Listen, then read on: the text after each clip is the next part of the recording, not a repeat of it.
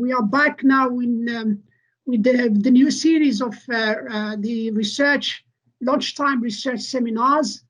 And our first one, we are very, very delighted and to have with us today Zainab Mai-Bornu, who will tell us a little bit about her book entitled Political Violence and Oil in Africa, the Case of Nigeria. I'm not going to introduce her or anything, so I will let Zainab introduce herself to us, and they take us in the journey, to know a little bit about her book. Over to you, Zainab. Thank you very much, Messaoud. So my name is Zainab. I work at CTPSR, and today I'm happy to present my book, Political Violence and Oil in Africa, the Case of Nigeria. So generally, there is a common tendency among people in Nigeria when oil-producing communities in the Niger Delta, agitate and protest over resource control and self-determination. Mostly, they regard their actions as unjustified noise-making.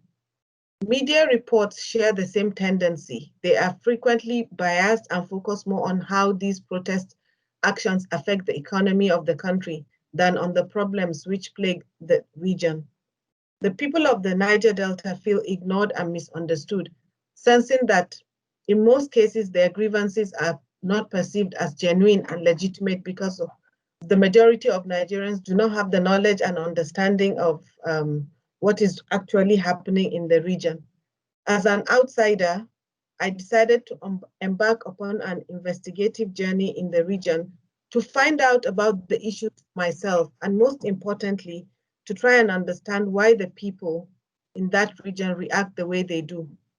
What followed was an academic adventure into an unknown territory, often described as dangerous and unfriendly, especially to the Hausa, which is my own ethnic group, the Yoruba and Igbo.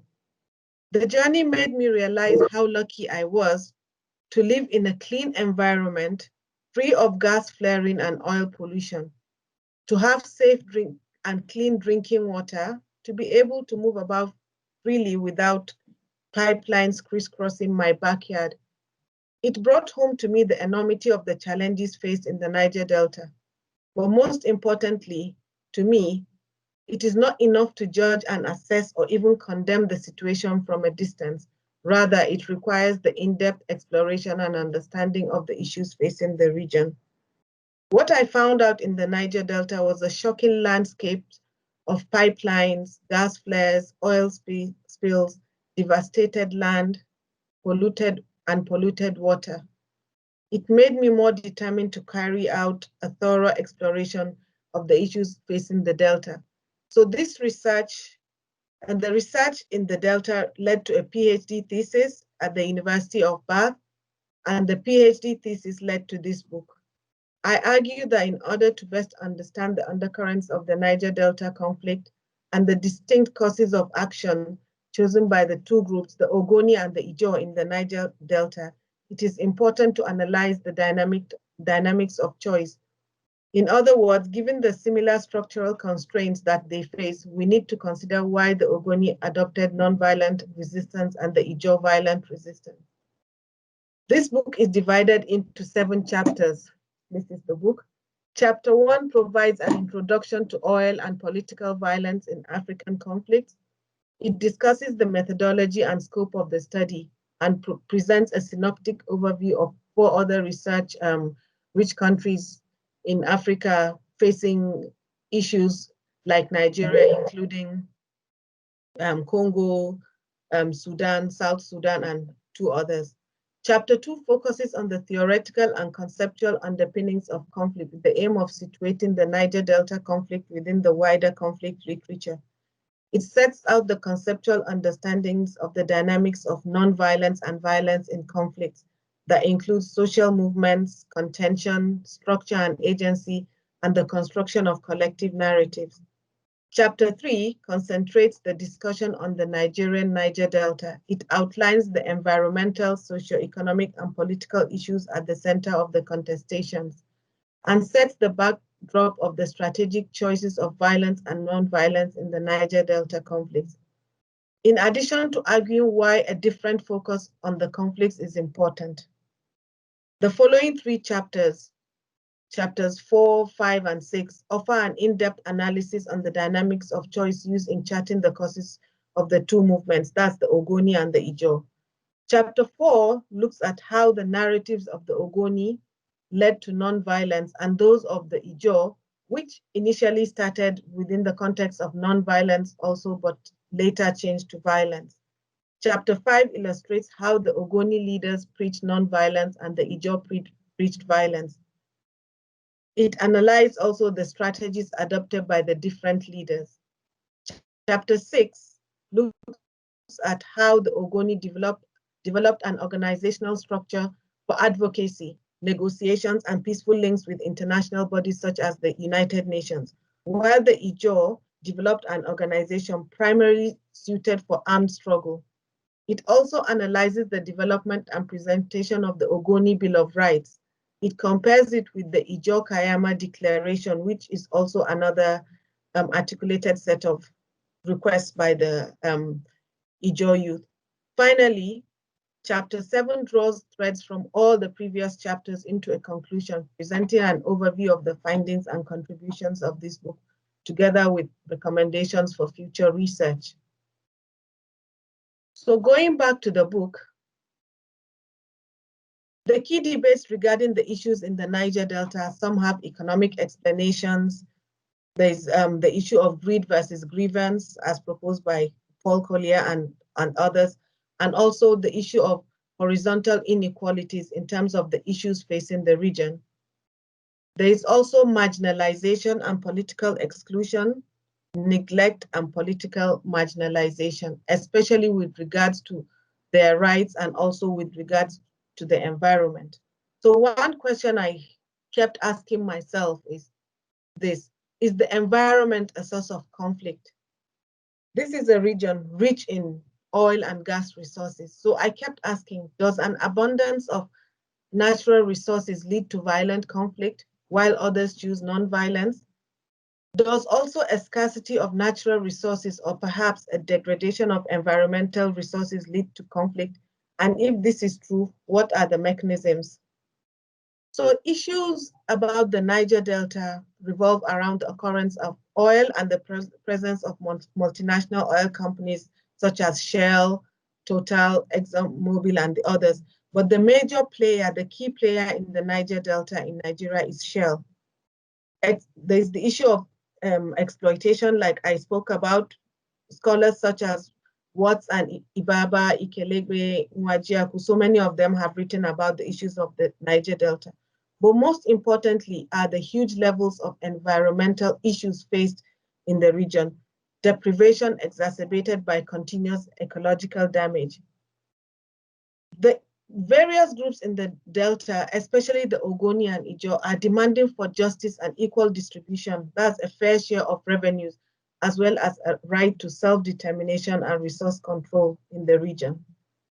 The reality is, going to the Niger Delta, which I have gone and have seen for myself, the water sources are polluted due to oil spills and leakages from old pipes.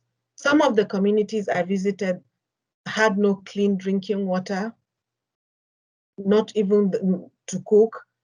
The environment, the lands are polluted. You see where there are oil spills, so they can't even farm, and even the rivers are polluted. So fishing is a problem. Poverty is also another problem. With gas flaring almost 24 hours a day in some places, some of these areas have 24 hours daylight. They breathe in contaminated air, leading to serious health issues. And I can say that the region is one of the highest in terms of cancer, skin cancer, for example. So I came across, a research puzzle in terms of, here we have two ethnic groups, the Ogoni and the Ijaw, who live in the same conditions, facing similar structural issues, and yet made different trajectories and choices in expressing their grievances. So my main research question is, why did the Ogoni adopt non-violence as a means of expressing their grievances while the Ijaw opted for a violent course of action? So to answer this question, I decided to look at the collective narrative developed by the leaders of the two different groups, the Ogoni and the Ijaw. It is, well, in the Niger Delta, there are so many other ethnic groups, but the prominent ones are the Ogoni and the Ijaw, those that voiced out, their issues and their concerns over the exploitation and damage to the land, for example. The others also have done something, but they are not really as loud and as vocal as the Ogoni and Ijaw. So I decided also to look at the strategic choices and different courses of action taken by the leaders to express their group's grievances and frustrations against the Nigerian state and the reasons behind those choices. I also looked at the outcomes that led to the transition from a non-violent protest led by the late Ken Saro-Wiwa on the Ogoni side to a violent situation in the case of the Ijaw. So the analysis, like I mentioned, were based on 3 sub-points: narratives on non-violence versus violence, nature and goals of the leaderships, and the organizational structure of the Ogoni and Ijaw movements. Due to the complexity of the dynamics of choice, I had to rely on a method that permitted for a broad approach, which to me is suitable for identifying critical mechanisms and variables of interest that would explain why one group adopted non-violence and the other adopted violence. So I used qualitative research methods. I relied heavily on elite interviews with key informants and actors in the two movements.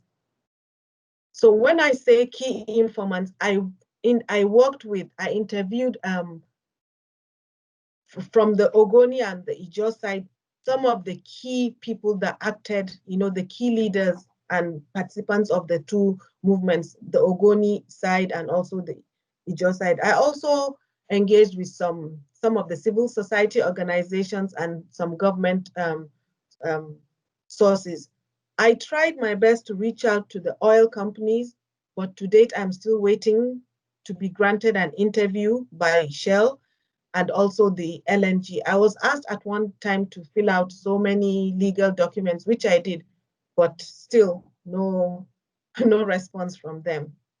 So some of my findings in terms of the Ogoni, in terms of the narratives, were based on the construction of Ogoni as a distinct nation from the 1990s with exceptional links to the land.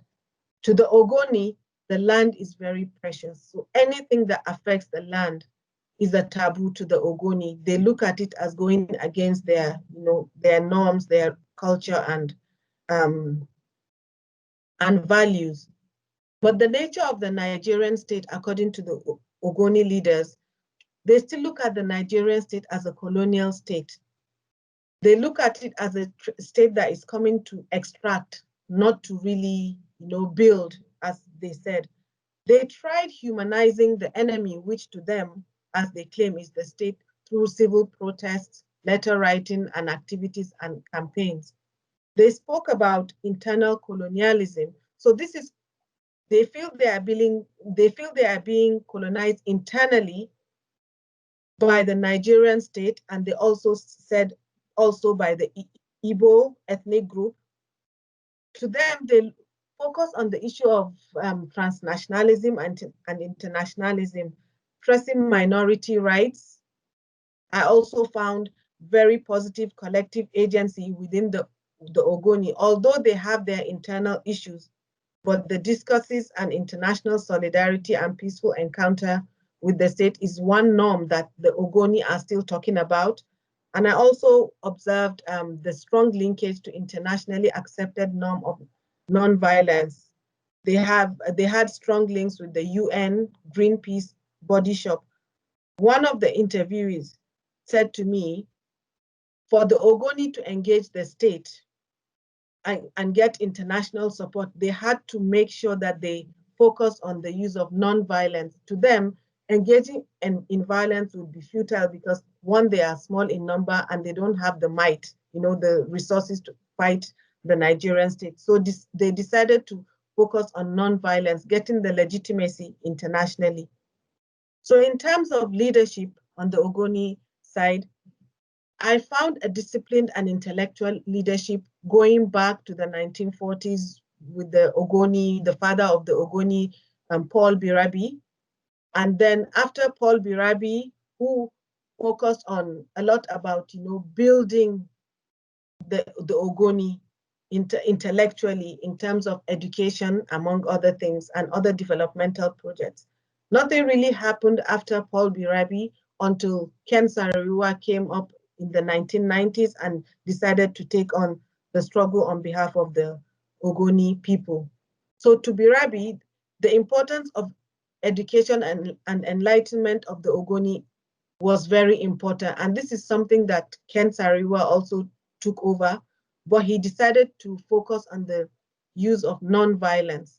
He also focused on ethnic autonomy, resource and environmental control, something, a term he called erectism, because he felt it was up to the Ogoni to stand up and fight for what they felt was right, to even control, what happens to their environment and also the resources taken from them.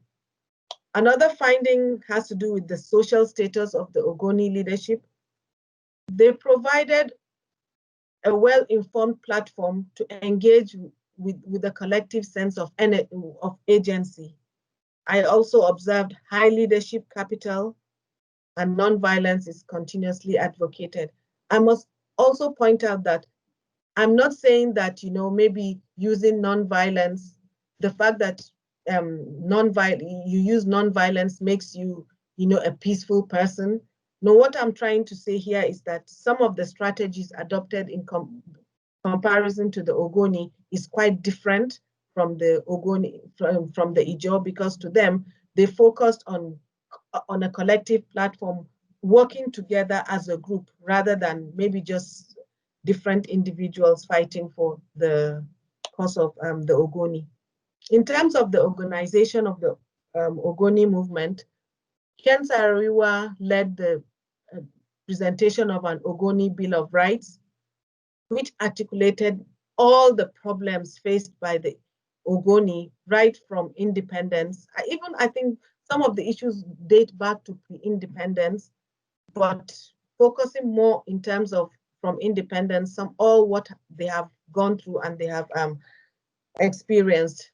They also, as part of the Ogoni Bill of Rights, Ken Saro-Wiwa led to the establishment of MOSOP, that's the Movement for the Survival of the Ogoni People, an umbrella organization of 10 affiliated bodies, including women groups, students in the university, secondary school, faith-based leaders, intellectual leaders, among others. MOSOP is one of such bodies, under the Movement of the Survival of the Ogoni People. MOSOP, that is the youth arm of the Ogoni people, was established to push forward the Ogoni agenda in terms of making representations to the UN and the international community. And still, in terms of my analysis, there's the insistence on non-violence. Even though Ken Saro-Wiwa is no more, there are divisions within the Ogoni, they still talk about non-violence. As one of the people I interviewed said, our leader taught us how to fight, but using a pen rather than taking up a sword. So looking now at the Ijaw, which is the other group that I used in comparison to the Ogoni, I also found out that it is a collective one ethnic group, and it is in fact the fourth largest ethnic group in Nigeria after the Hausa, the Yoruba, and the Igbo. They also regard the state as being colonial, aggressive, and confrontational. They look at their anger is against the three major ethnic groups that control the Nigerian government, as they claim, that's the Hausa, the Yoruba, and the Igbo in Nigeria. They do stress Ijaw minority status being the fourth, but they don't talk about internal colonialism in comparison to the Ogoni. But some of the interviews, that I got, my analysis also, they do talk about, they do engage with the form of internal colonialism, which is internal, being dominated internally, but this is more specific to the Hausa, Yoruba, and the Igbo, but they don't really talk about, use the term internal colonialism. There is no impactful internationalization record in comparison to the Ogoni who engaged with the UN and the Greenpeace and other international organizations. It was in discussions were not done on a collective platform, but based on individual basis, people like Oronto Douglas, the late Oronto Douglas, who engaged with some international communities. He was, some of his discussions also brought the Italian parliament to the Niger Delta to see for themselves, and they were able to discuss on behalf of the Ogoni, the Ijaw people. Most importantly, after maybe after the death of Ken Saro-Wiwa, on the Ijaw side, I also found the connection to the discourse on violence as against non-violence, because the Ijaw claim if Ken Saro-Wiwa of the Ogoni, the champion of non-violence, was executed by the Nigerian state, so why now do we wait for the Nigerian state to come and kill us? Rather, we should engage the state using force. So in terms of the leadership, on the Ijaw side, the leadership I found was not as coordinated and unified as the Ogoni. I came across two distinct types of leadership that was fluid and fractured. On one side, I found the non-violent intellectual leaders that led to the development of the Kayama Declaration, people like Isaac Oswaka, T.K. Ogoriba, Patterson Ogoni, and the others. Then I came across the radical militants. For example, going back to the 1960s, the Isaac Adakaboro, which one person that the Ogoni look at, the Ijaw look at as their leader. So sometimes some of the violent agitations, they always pay allegiance to the Adakaboro revolution. I came across also people like Asari Dokubo, Ateke Tom, Boilo, Tompolo, some of the militant leaders. These are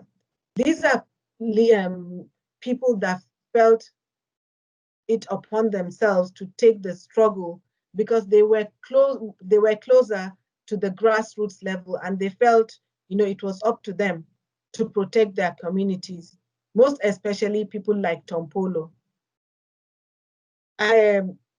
I also observed the lack of leadership capital as seen in the Ogoni movement, because the Ogoni, they still have their Mosop as the vocal arm of the Ogoni movement. The Mosop president is still talking on behalf of the Ogoni, while on the Ijaw side is not like that. Rather, there are different sets of leaders. We have the intellectual ones, and we still have the vocal, ones, those that took up arms, but later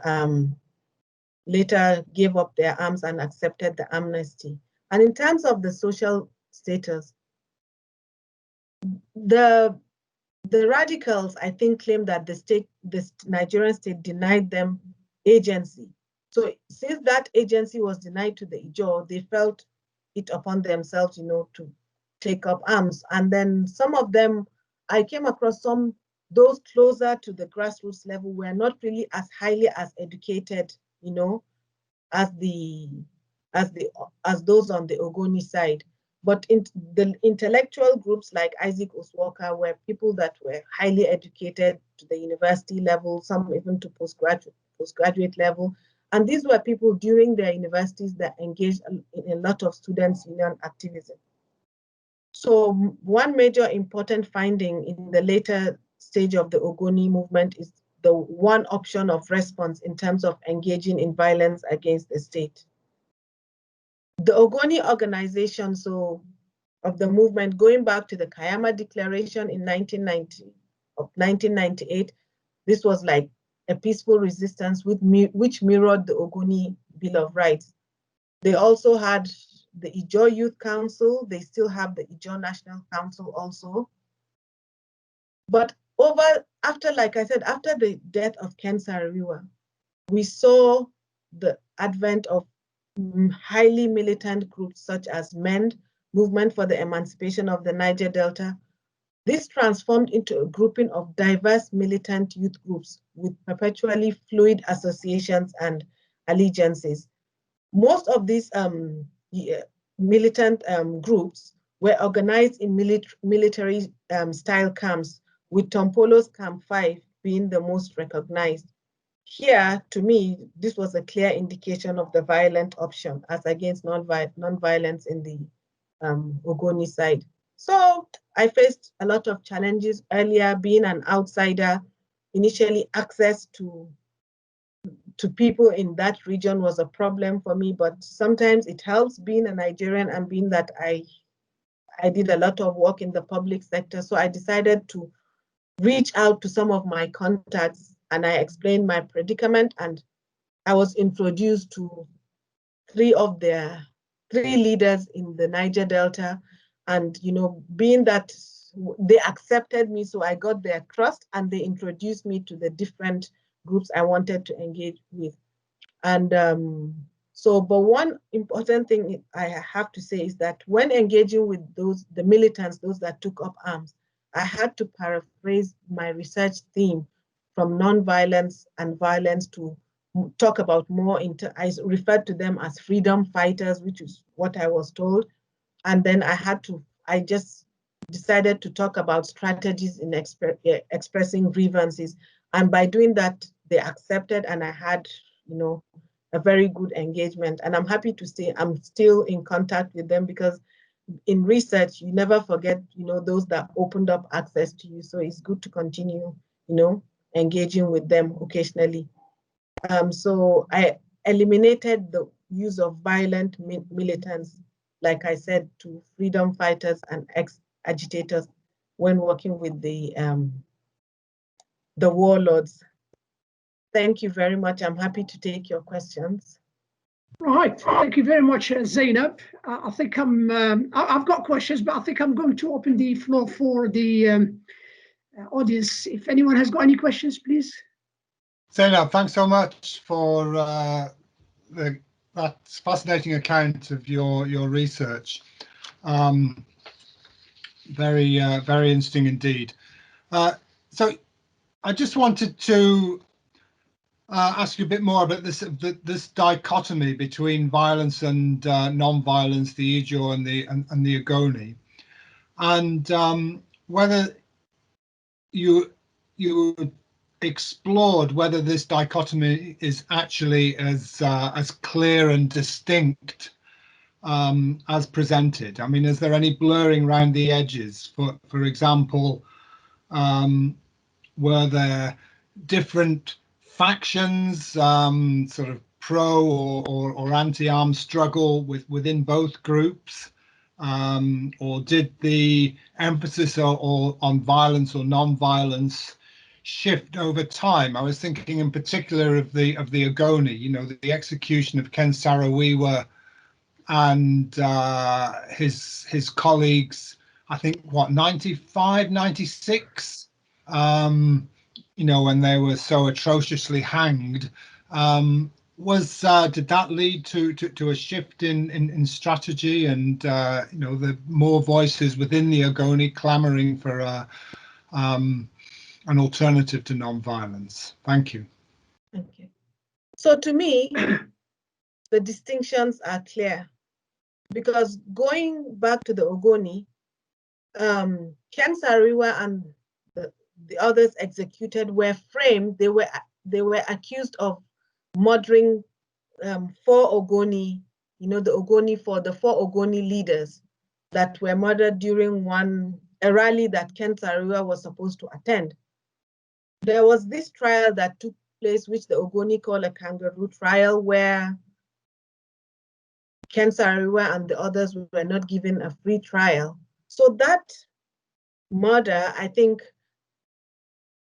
marked a major distinction between some of the Ogoni communities, because there are those that felt that Ken Saro-Wiwa, you know, Ken Saro-Wiwa was like taking too much power and control of the Ogoni group, because some of them wanted to engage in politics, but there was a time Mossop, as as the spokes arm of the Ogoni people, decided to boycott. There was an order for all the Ogoni to boycott the elections at that time. Some of the Ogoni leaders were not really favorably disposed to this. They felt they wanted to engage. It was an opportunity for them, to get some benefits from the Nigerian state. But Mossop insisted no. So this led to a lot of fraction, and then the killing of the Ogoni 4 came, and then Ken Saro-Wiwa was executed. So like I said, there are still issues within the Ogoni, even the Ogoni Mossop. Even now, there are, we have one, Legosi Piagbara, who is the recognized Mossop president, but there are two other people laying claims as being, Mossop president. So there are fractions. Well, one important observation is in all their discussions and interactions, they still talk about nonviolence. They always say, some of the meetings I have attended on the Ogoni leadership side, they emphasize, the issue of nonviolence and engaging the state using civil forms of action. But going back to the Ijaw, initially when the Kayama Declaration came about, it was an order for all the oil companies just to leave Ijaw land, to stop oil exploration and everything. So at that time, there was this group, intellectual leaders, that were trying to mirror, the Ogoni struggle, and hopefully they were trying to get also legitimacy internationally, so that they could get support of maybe some international organizations in fighting their cause. But after the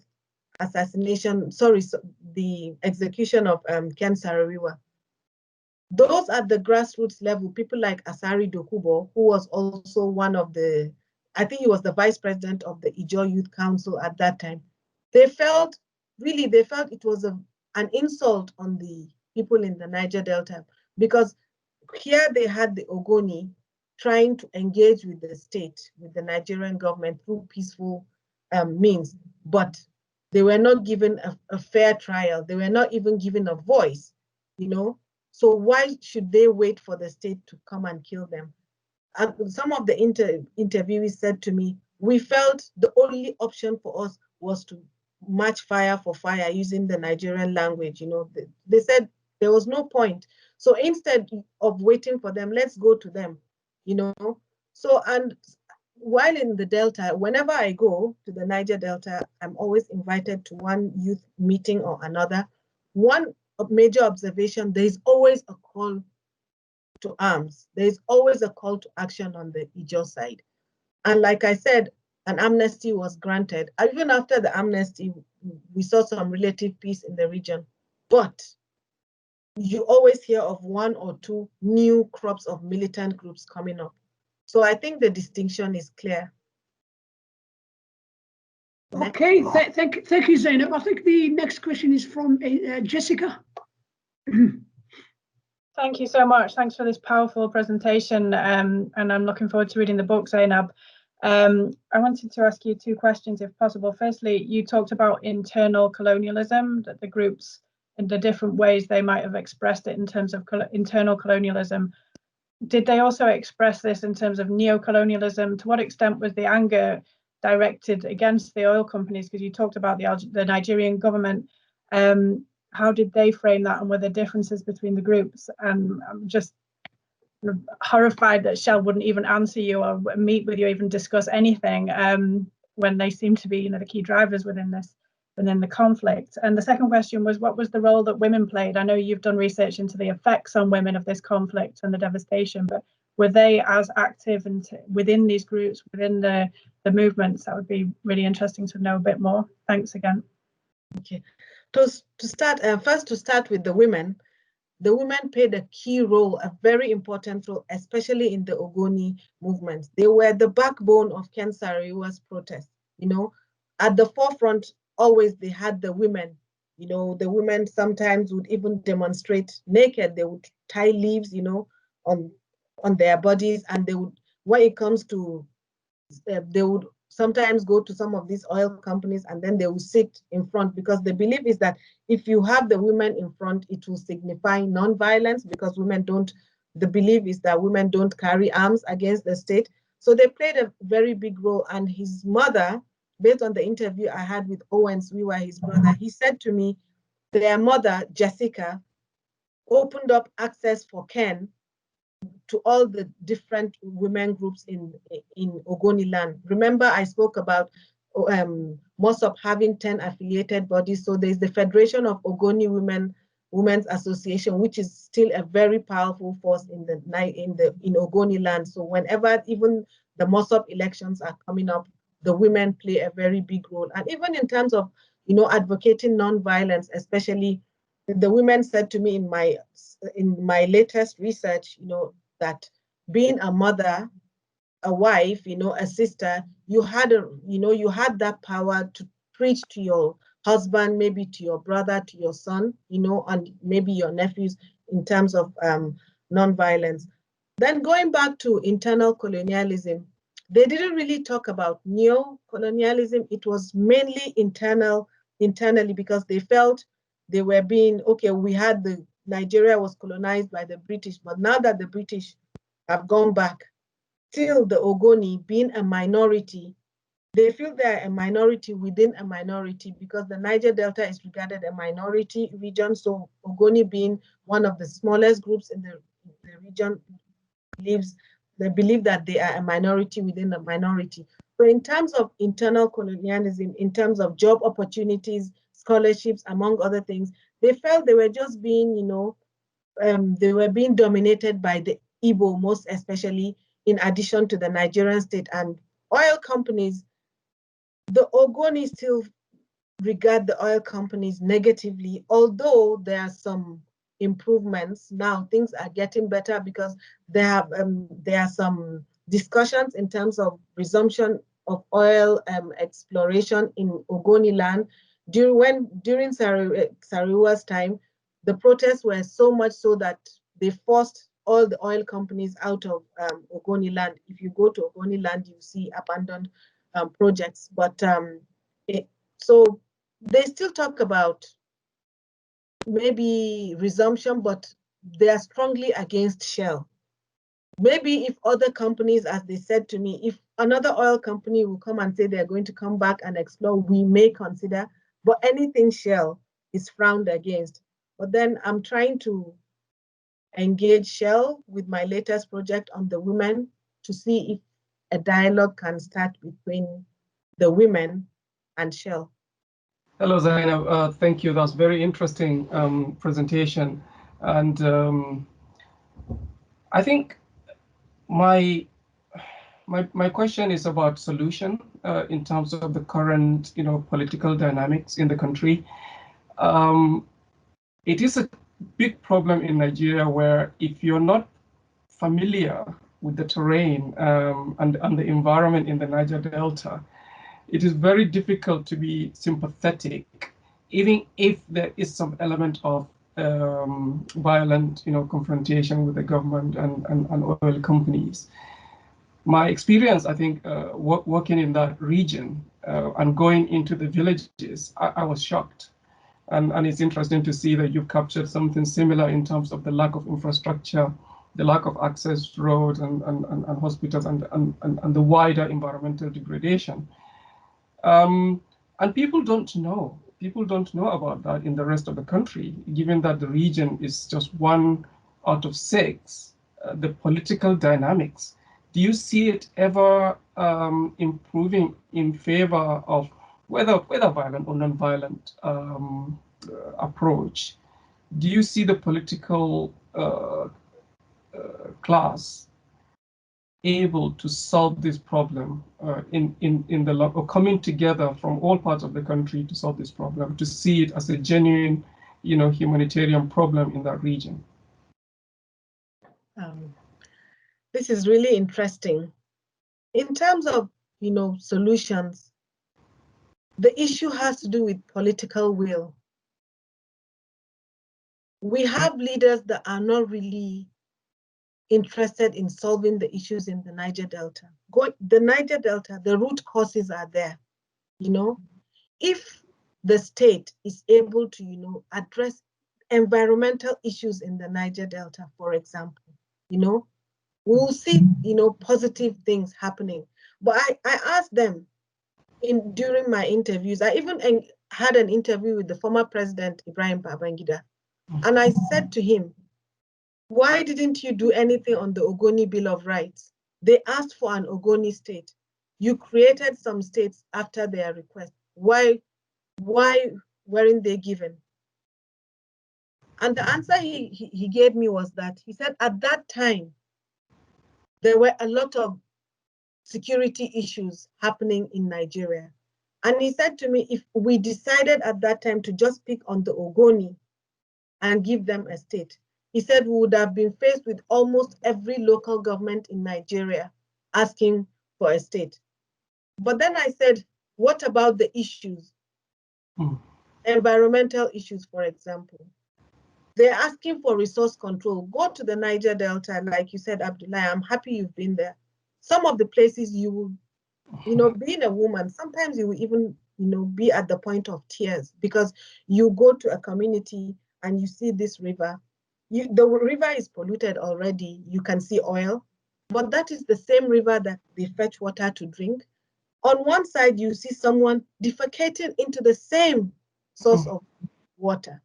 And this is what these people use, And then I said to them, okay, you have the Ministry of Niger Delta, you have, there's the NDDC, Niger Delta Development Company. In Nigeria, it is only the Niger Delta that had about 4 or 5 major interventions, and it is the only region that has a dedicated ministry, assigned to it. But when you go, you don't see progress. And then I asked them, the Ogoni, the Ijo, and some of even the civil society groups in the Niger Delta, I said, but do you call your people to order? I said, you had President Goodluck Jonathan. Why didn't you bring up the case of the issue of maybe the Kayama Declaration of the Ogoni Bill of Rights during the discussions of the amnesty, okay? But they said to me, the only leader in Nigeria that had the true interest of the Niger Delta was the late President Umaru Yar'Adua, who was the one that brought the militants to the table. I remember at that time, even in the North, many people were saying, my people, in the North were saying, why should Yar'Adua even engage with, with militants? Blah, blah, blah, blah. It's like he was trying to, favor them. But the issues are genuine. They're real. You need to go there and appreciate what is happening. But you see, the problem is transparency, accountability. And I said to them, so what did you say to Jonathan? Oh, some of them said, we felt this was our man. Our brother was now at the helm of affairs. We decided to lie low and allow him, allow him to make progress. I said, but this is your own person. Why didn't you, insist on addressing some of the issues? Well, to cut the whole story short, the majority of the Niger Deltans are not too happy with President Goodluck Jonathan because he didn't really address the cause. So is that political will? You need to have people that will have the interest of Niger Delta, some of the things happening that will really address, and transparency and accountability. They've had so many interventions, even from international organizations. You go to the Delta, you don't see the development that you're expecting to see. So that is one problem. And the issue of corruption, which is a major problem for us in Nigeria. If your own question is not urgent, because I have very simple questions to clarify. Yeah, but first I would like to say congratulations to Zainab for your book. And I also find it amazing that as women, you could access to this area with this violence. So I think you are very brave. I can imagine how hard this methodology is. So congratulations on that.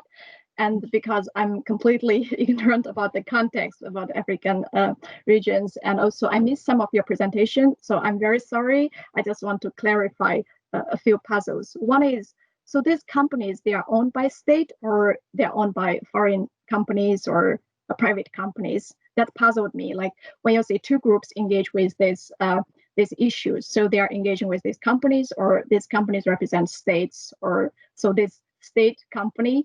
This relation is confusing. And then second question is also to clarify, when you talk about follow-up from previous question, I concerned about outcomes, because these two groups, they took different approaches, right? So from your observation, did you see any differences in terms of outcomes? Non-violence, does it necessarily lead to any progress? But from your response to previous question, it seems like not much, right? And the third is also very brief, just out of curiosity. So it seems to me you are trying to, your focus is on leadership. You think it must be one of the major issues that leads to like taking different approaches. So any other elements you think are important why these two groups took these different approaches, like in terms of like what's the role of civil societies or this public, or you mentioned in the Ogoni about this cultural ideas, norms, it's about nonviolence. So any other elements, just out of curiosity? Yeah, thank you. Okay. So in the Delta, we have major players. The Nigerian state is a major player, followed by Shell. And then we have other multinational oil companies. So really, the thing is, we have the Nigerian state and we have the international companies. But when the communities protest, for example, when they go maybe to Shell or to Mobil or Total, you know, the response they get from all these companies is that go and engage with your government. You know, we are paying all our royalties and everything to the Nigerian state, so everything you should go and get from your own government. But I think to a large extent, some of the oil companies, they have these corporate social responsibilities. They're trying, you know, to help maybe get some progress in the region, but honestly, it's not really what is expected, because you go to a camp, maybe Shell camp, you see, you know, they have in the night, you see there's light, there's water and everything, but just go maybe 2, 3, or even 5 kilometers and you see this small community, no light, no water, you know, for example. So the issues are really complex, and these key players, there's always back and forth between the state and the multinational oil companies, among other things. So second question, I think, has to do with strategies, I think you said. Am I right? Second question is very similar to previous question you answered about outcomes, like when they took different approaches. Okay. So you think nonviolence, they got more, they succeed? Okay, yes. No? Yes. Yes, I think the strategies, you know, even if you read my book, you see there's a difference. For the Ogoni that charted the nonviolence course, yes, they achieved a lot, really, in you know, international recognition. And the United Nations sent a rapporteur, you know, to go and assess the situation in Ogoni land, and there was a report after that. And based on their nonviolent strategies, there was also the United Nations Environmental Program also sent a team to go and assess the land in Ogoni land. And there's the UNEP report. I'm very happy to share it with all of you. And you'll be shocked to find out, you know, the levels of destruction found, you know, in terms of the environment. And one major positive outcome is that there is this agreement now between UNEP and the Nigerian state to clean up Ogoni land in terms of the environmental damages. So this is something that is yet to take up, you know, fully, maybe 100%. There are still issues, even internal issues within the Ogoni. But I know this is at least a positive development, and other oil producing communities are also looking at it positively. If they see the successful cleanup of Ogoni land, then hopefully they have hope, maybe their own areas will also be cleaned up. And I must say that Shell, at this stage, Shell has committed itself 100%, because they have even put the money down. So it is just they're just waiting, you know, for the progress is on the Nigerian side, the Nigerian state, but hopefully maybe in the next year or two, we'll see real cleanup taking place in Ogoni land. So yes, there are benefits. And then in terms of, you spoke about other strategies that are used, maybe apart from leadership, well, I must say that leadership plays a very big role in the Niger Delta, but one thing I observed is that all these groups, the Ogoni, the Ijo, they have similar issues. They are not working as one, Each group, there are issues, internal issues. And I said to them, I wish I will see a day where all of you will come together and fight for the cause of the Niger Delta as one. Not Ogoni land, not Ijo land, or Ishekiri or anything. One Niger Delta. But that is a problem. I think the civil society groups are doing a lot, but the problem has to do with the internal conflicts, the corruption, and the political will also in terms of the results. Thank you. Hi, Zainab.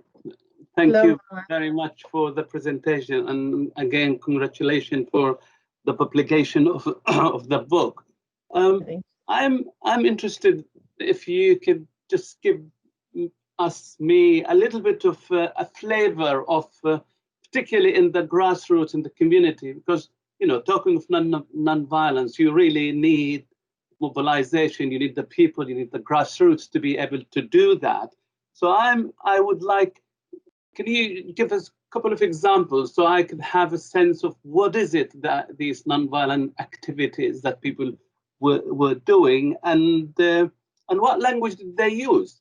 Did they use what we talk about, non-violent, or what the language? I mean, I can tell you from my experience in Palestine that the term non-violence it's only for the elite to some extent. I mean, people use different languages describing non-violent action. So what is how is the language being used? How people describe what they're doing? And also linked to that is obviously to take a non-violent action, there is a cost, there is a price. So how people, particularly community, what price they have to pay and how do they maintain that? I mean, it is very interesting. And so thank you. You don't have to answer all of them, whatever you think. Okay. Thank you, Marwan. So language played a very key role in the Ogoni nonviolent movement. During the time of Ken Saro-Wiwa, the Ogoni movement was designed in a way that at the community level, they had the community chapters of MOSOP, that's the umbrella organization, like I said, so they had the representation from the youth, from the women, traditional leaders, among others, even in, university lecturers, among others. So in each community, they had offices, okay? So decisions taken at the state, at the national level, maybe the Ogoni, the main organization, is passed down to the state, to each state, and then to each community. And one thing that Ken Saro-Wiwa did was that there was this mass mobilization. He did a lot of sensitization, campaigns from one community to the other. And what he did was he learned how to speak the different dialects, the different Ogoni dialects. So he didn't go maybe talking to them in English or even in the Pidgin English. Yes, there were places where he would use the Pidgin English or even formal English, but he used, he brought the issue of non-violence to the level, to the level of the community people. So he didn't really come out to say non-violence, at the community level, but he said to them, if we want, international countries and organizations to help us, to come and help us, we have to do it by not using gun or by, not carrying the sword or anything, you understand? So that is one thing he used in terms of breaking the language down to the level. And when they meet at their organizational level, they talk about non-violence. Occasionally, even the women groups, when they talk, they are aware of non-violence. And when they spoke about non-violence to me, They kept insisting, no, we don't fight with guns, we fight with virus, and we can go to offices and, you know, a company, we can go to the gate of companies and sit down and block them, you know, and hold, you know, their placards and posters saying, you know, we want our land for, among other things, or, you know, so I think language is really important. And going still, what happens in Ogoni land is that because they have different chapters at different levels, the message is passed down to, you know, to each, down to the grassroots level, but using the language is simplified and made legible to the communities. On the Ogoni, on the Ijaw side, really, it's not the same. I didn't see, you know, mass sensitization campaigns, for example. One thing I know, one major event that happened was the Kayama Declaration, when this was a representation of all the youth groups in Ijaw land, all the territories. The youth came together, they had their discussions, and they decided to expel all oil companies from their land. So language plays a very big role, and there's the use of community engagements, informal engagement, and sensitization campaigns. And then the next question you spoke about. The cost, what people, you know, to take violent action, it's yes. not something easy. You have to, there's a discipline and a price cost to do that. So, you know, the leadership maybe talk, but those who want to do it, they are the people who mobilize, or how they manage this cost that they need to pay for such a, you know, imbalance sort of existing. Yeah, so honestly, the costs were, they paid with their blood, they paid with their lives, both the non-violent and violent strategies that were used. Because there's this typical thing that happens in Nigeria. If a group comes out to protest, you know, peacefully, in most cases, the police will come and they just open fire, you know. So one strategy that the Nigerian state uses is the use of force. Just try to, you know, quell it and crush it, you know, immediately. But that leads to one, you know, one new problem or another. So I think really they paid with their blood. I know so many women were killed during even the peaceful protests. So many women were killed, men and youth also were killed. And for those that took up arms, yes, for those that took up arms, they were met with the force of the Nigerian state. There was this thing that happened in the Niger Delta where a town called Odi was leveled to the ground by the Nigerian army. This was because some of the youths ambushed some police officers, I think, and they executed them. There were discussions in terms of releasing them. I think some payments were made, but the people were later killed, and that led to, you know, a real show of force where a whole town was leveled to the ground. Lots of women were raped, you know, children orphaned, were left as orphans, among other things. Okay, thank you, Zainab. But there is only one final question. We take it and then we finish. It's from Wayne. It's what is the future impact on Nigeria as the international community moves to green, low-carbon technologies over the next few decades? What will it mean for prospects in the Niger Delta? Well, to move to that, a lot has to be done in Nigeria, because already there are issues, there are frustrations, and when you come and talk about the green economy, for example, there are some of them, the local people will not really understand. Among other things happening in the Niger Delta, there's artisanal mining, and, you know, some of these the illegal ones, you know, among other things. So for us, for Nigeria, in terms of taking that leadership in Africa, maybe, for example, in terms of that, a lot has to be done. A lot of sensitization really has to be done across the country, both in the Niger Delta, in the Yoruba area, the northern part also. because now oil has also been discovered in the north. So it's just a matter of time before they start the exploration and another set of troubles happen.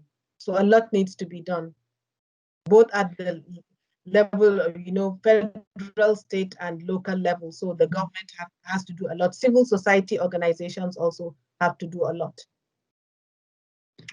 Right. Thank you very much, Zainab. I think it's 2 o'clock, spot on. So I would like really to thank you very much for a very, very interesting presentation and a very interesting topic indeed. And also to the audience, all the questions, very interesting questions. And personally, you gave me more desire now to read your book. So I think someone was asking in the chat box, how can we get your book? And I think someone has answered the library has ordered some copies. Mm-hmm. So yeah, so I think people can borrow the book from the library, or they can buy it if they wish. So thank you again, Zainab. And I wish you all the best with your research. Thank you very much. And thank you, everyone. Thank you very much for the opportunity. Okay, thank you. Thank you. Well done.